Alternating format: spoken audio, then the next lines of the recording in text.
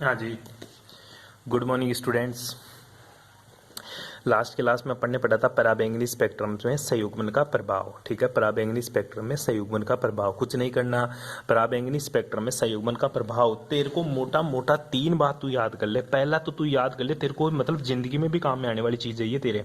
ठीक है, जो एनर्जी होती है ना ये इनवर्सली प्रोपोर्शनल होती है 1/λ। मतलब अगर गुरुजी तू लैम्डा बढ़ाएगा तो मेरी एनर्जी क्या हो जाएगी, घट जाएगी। ये बात तू गांठ बांध ले आज ही। ठीक है, दूसरी चीज ध्यान रखना, जो पराबैंगनी स्पेक्ट्रम है ना, पराबैंगनी स्पेक्ट्रम में संयुग्मन का प्रभाव, संयुग्मन का मतलब conjugation, double single double single double.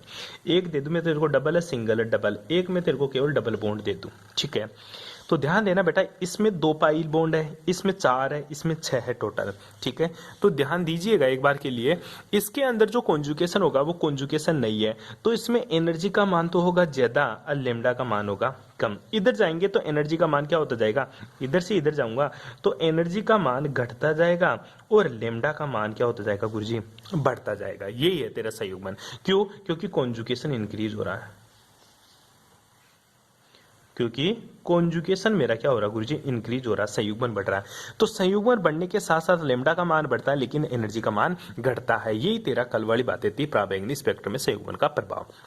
आज जो पढ़ेंगे वो पढ़ेंगे अपन वर्णमूलक या क्रोमोफोर। हेडिंग लगा ले, बड़ा इंटरेस्टिंग है। बार बार कुछ क्वेश्चन पूछता है इससे कि मेरा वर्णमूलक, वर्णमूलक या फिर क्या क्रोमोफोर,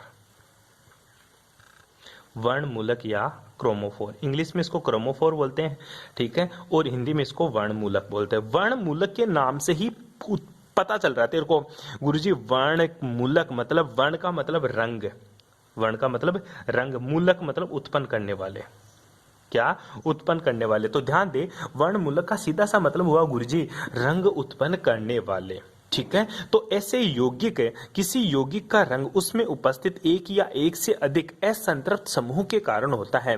इन समूह को वर्णमूलक या क्रोमोफोर कहते हैं। ध्यान दे कि जो रंग उत्पन्न करता है ना, रंग, ठीक है, ये रंग कौन, वर्णमूलक को बोलते हैं रंग उत्पन्न करने वाला, रंग उत्पन्न करने वाला, करने वाला क्या कहलाता मेरा गुरुजी, वर्णमूलक कहलाता। अब रंग उत्पन्न कौन करेगा, असंतृप्त, असंतृप्त, कौन सा, असंतृप्त यौगिक। अब असंतृप्त यौगिक का मतलब क्या होता है गुरुजी, जिसमें डबल बॉन्ड हो या फिर क्या हो मेरा ट्रिपल बॉन्ड हो। ठीक है, तो डेफिनेशन क्या हुई, किसी यौगिक का रंग उसमें उपस्थित एक या अधिक असंतृप्त समूह के कारण होता है। इन समूह को ही क्या बोलता हूं मैं, वर्णमूलक बोलता हूं। डेफिनेशन लिख लेना भाई, नोट्स में नहीं मिलेगी। ठीक है, तो देख ले, रंग उत्पन्न करना, वर्णमूलक का मतलब होता है रंग उत्पन्न करना, रंग उत्पन्न करने वाला। अब वर्णमूलक कौन रंग उत्पन्न करता है, किसी यौगिक का रंग उसमें उपस्थित एक या एक से अधिक असंतृप्त समूह के कारण उत्पन्न होता है। इन समूह को ही वर्णमूलक या क्रोमोफोर कहते हैं। ये पराबैंगनी व दृश्य क्षेत्र, ये पराबैंगनी व दृश्य क्षेत्र में अभिलाक्षणिक अवशोषण करते, प्रदर्शित करते हैं। ठीक है, ये बात आपको ध्यान में रखनी है। अरे बैठी बात समझ में। वर्णमूलक की डेफिनेशन है, वर्णमूलक या क्रोमोफोर बराबर रंग उत्पन्न करने वाला, अर्थात वे असंतृप्त यौगिक, ठीक है, वे असंतृप्त यौगिक जो किसी कंपाउंड्स के रंग के लिए या उसके कलर के लिए जिम्मेदार होते हैं, वर्णमूलक या क्रोमोफोर कहलाते हैं। 2-3 तरीके से मैंने तेरे को डेफिनेशन बता दी है बेटा। आई बात समझ में। अब पढ़ते अपन गुरुजी वर्णमूलक कितने प्रकार के होते हैं, क्या पढ़ेंगे अपन गुरुजी, वर्णमूलक कितने प्रकार के होते हैं। ठीक है, वर्णमूलक तेरे 2 प्रकार के होते हैं। कौन से होते हैं, कौन कौन से वर्णमूलक होते हैं, जिनमें एक तो pi two pi star transition हो या दूसरा n two pi star transition हो। इसके आधार पर तेरा वर्णमूलक 2 प्रकार के होते हैं। पाई टू पाई स्टार ट्रांजिशन कल पढ़ा था, यह होता है गुरुजी डबल बॉन्ड के अंदर या ट्रिपल बॉन्ड के अंदर। ठीक है, और एन टू पाई स्टार जो ट्रांजिशन होता है वो डबल बॉन्ड ओ या फिर डबल ट्रिपल बॉन्ड एन, ऐसे कंपाउंड्स के अंदर ये ट्रांजिशन देखने को मिलता है। तो वर्णमूलक 2 प्रकार के होते हैं, एक जिसमें पाई टू पाई स्टार ट्रांजिशन हो, दूसरा जिसमें एन टू पाई स्टार का क्या हो, ट्रांजिशन हो। आओ देखते हैं अपन नोट्स के अकॉर्डिंग बात करते हैं, आ जाइएगा। ठीक है। वर्णमूलक दो प्रकार के होते हैं। पहला, ऐसे वर्णमूलक जिनमें केवल पाई इलेक्ट्रॉन उपस्थित होते हैं। पाई इलेक्ट्रॉन मतलब जिनमें क्या हो, कोष्टक में लिख लेना, डबल बॉन्ड या फिर मेरा ट्रिपल बॉन्ड उपस्थित होते हैं। इनमें पाई टू पाई स्टार ट्रांजिशन होता है। फॉर एग्जांपल एथाइन, एथीन का मतलब double bond, CH2 double bond CH2 है एथीन का मतलब, ठीक है। और एथाइन का मतलब क्या है, पता ही चल गया होगा, CH triple bond CH। Ethyne का मतलब क्या होता है गुरुजी, CH ट्रिपल बॉन्ड CH, ये मेरा क्या होता है, एथाइन होता है। क्या होता है जी, एथाइन होता है। दूसरा, ऐसे वर्णमूलक जिनमें n व पाई दोनों इलेक्ट्रॉन उपस्थित होते हैं, इनमें n two pi star transition व pi two pi star transition होता है। दोनों ट्रांजिशन होगा इसके अंदर, क्योंकि डबल बॉन्ड है तो इसमें क्या, अगर डबल बॉन्ड में ट्रांजिशन हुआ तो पाई टू पाई स्टार, अगर इससे इसमें ट्रांजिशन हुआ तो n टू पाई स्टार। इसी तरह का ये डबल बॉन्ड है, इसके ऊपर भी क्या है, लोन पेयर है, ठीक है, इसके ऊपर भी क्या है, लोन पेयर। अगर डबल बॉन्ड से डबल बॉन्ड में ट्रांजिशन हो रहा है तो पाई टू पाई, और इससे इसमें ट्रांजिशन हो रहा है तो n टू पाई। इसी तरह नाइट्रोजन के अंदर तो देख सकता है तेरा, ठीक है, आई बात समझ में। ये इनमें क्या होता है, मेरा n two pi star transition होता है। आगे की बात समझे, वर्णमूलक युक्त ऐसे यौगिक जिनके लिए लैम्डा मैक्स का मान 200 से 400 नैनोमीटर, ध्यान दे ले, 200 से 400 नैनोमीटर मतलब गुरुजी दृश्य प्रकाश, दृश्य क्षेत्र जिसमें अपन देखते हैं। और ध्यान दे, केवल अपन अपनी आंखों से ही देख के बताते हैं कि इसका रंग लाल है, इसका रंग पीला है, इसका रंग क्या है, ठीक है, ये गोरी है, ये काली है, ये पीली है, ये धोली है, ठीक है, वो तू तेरी आंखों से देख के बताता है। क्यों? क्योंकि तेरे को वो जो रेडिएशन मिल रही है वो 200 से 400 नैनोमीटर मिल रही है। ये तेरी लैम्डा की मान है बेटा। 200 से लेकर 400 नैनोमीटर का जो क्षेत्र होता है उसको दृश्य क्षेत्र कहते हैं। अर्थात इसमें इलेक्ट्रॉन संक्रमण के लिए पराबैंगनी क्षेत्र के प्रकाश का अवशोषण करते हैं तो कलरलेस होते हैं। आई बात समझ में। अगर 200 से 400 नैनोमीटर का अवशोषण हो रहा है तो ही वो तुझे कलर दिखाई देगा। अगर इससे ज्यादा या इससे कम इससे ज्यादा या इससे कम लैम्डा का प्रकाश अवशोषित हो रहा है, अर्थात पराबैंगनी क्षेत्र में प्रकाश का अवशोषण हो रहा है, तो वो तेरे को कलरलेस दिखाई देगा, मतलब रंगहीन दिखाई देगा। क्या दिखाई देगा मेरे को गुरुजी?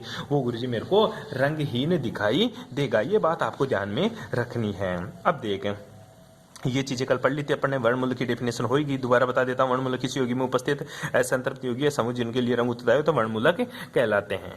ठीक है, वर्णमूलक की डेफिनेशन होगी। बाकी की बातें आगे देखें नेक्स्ट पेज पर।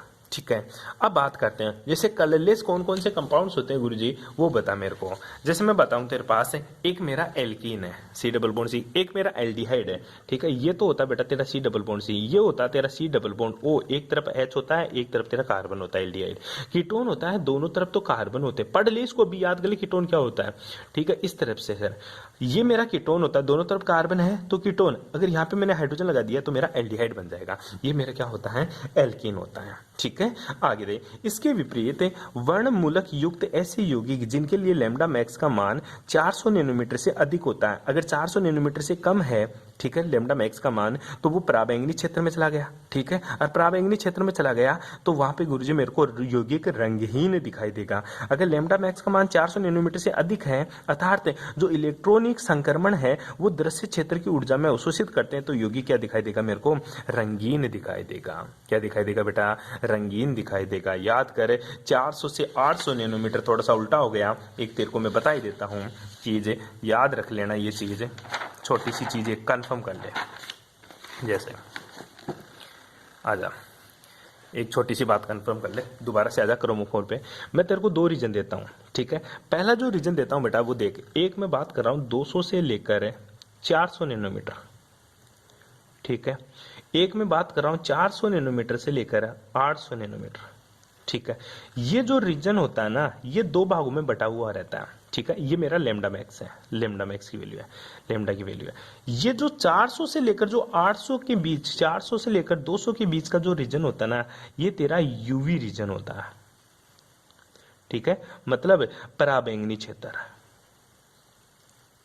कौन सा क्षेत्र होता है, पराबैंगनी क्षेत्र। दोबारा समझ, और जो ये रीजन होता है ना 400 से लेकर 8 तक है, इसको बोलता हूं मैं विजिबल रीजन। ठीक है, उल्टा हो गया वहां पे थोड़ा सा। विजिबल रीजन का मतलब होता है ये गुरुजी दृश्य क्षेत्र।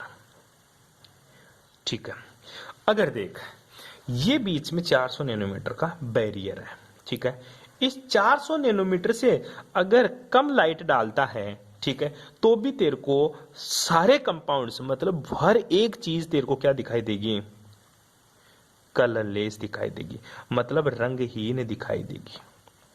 ठीक है।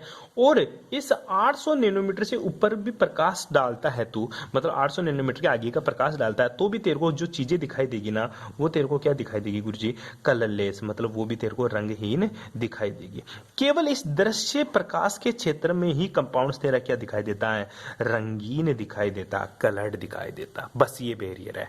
ये जो रीजन होता है ये यूवी रीजन है, ये जो रीजन होता है ये विजिबल रीजन होता है। इसके बाद का जो रीजन होता है वो माइक्रो रीजन होता है। उसमें उसका क्या होता है, लेमडा ज्यादा होगा वहां पे भी दिखाई नहीं देगा, और इसका लेमडा कम होता है तो यहाँ पे भी दिखाई नहीं देता। ठीक है। केवल तू तेरी आंखों से 200 से लेकर 800 नैनोमीटर के बीच का चीजें देख सकता है। ठीक है। 200 से लेकर 800 नैनोमीटर के बीच की चीजें तू देख सकता है, वो ही तेरा दृश्य क्षेत्र है। अब वापस आ जा तेरी बात के ऊपर।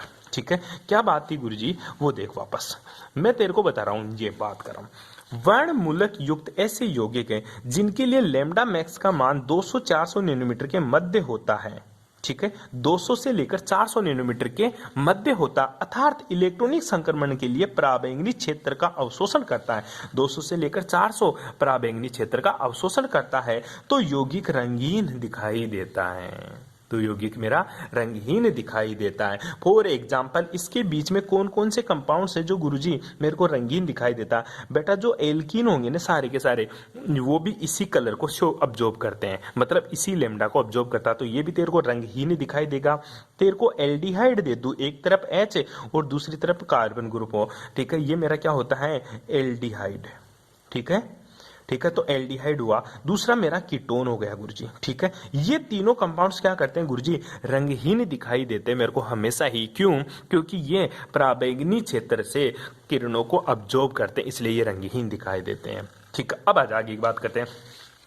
इसके विपरीत वर्णमूलक युक्त ऐसे यौगिक जिनके लिए लैम्डा मैक्स का मान 400 नैनोमीटर से अधिक होता है। आजा बेटा आजा।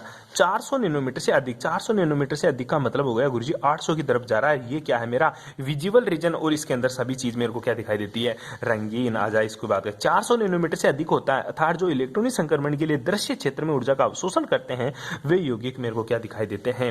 रंगीन दिखाई देते हैं। क्या दिखाई देते हैं? रंगीन। इस प्रकार स्पष्ट है कि किसी यौगिक के रंग होने के लिए वर्णमूलक की उपस्थिति आवश्यक होती है, लेकिन यह आवश्यक नहीं कि वर्णमूलक युक्त सभी यौगिक रंगीन हो। क्यों? देख, एल्कीन और एल्डिहाइड में भी डबल बॉन्ड है।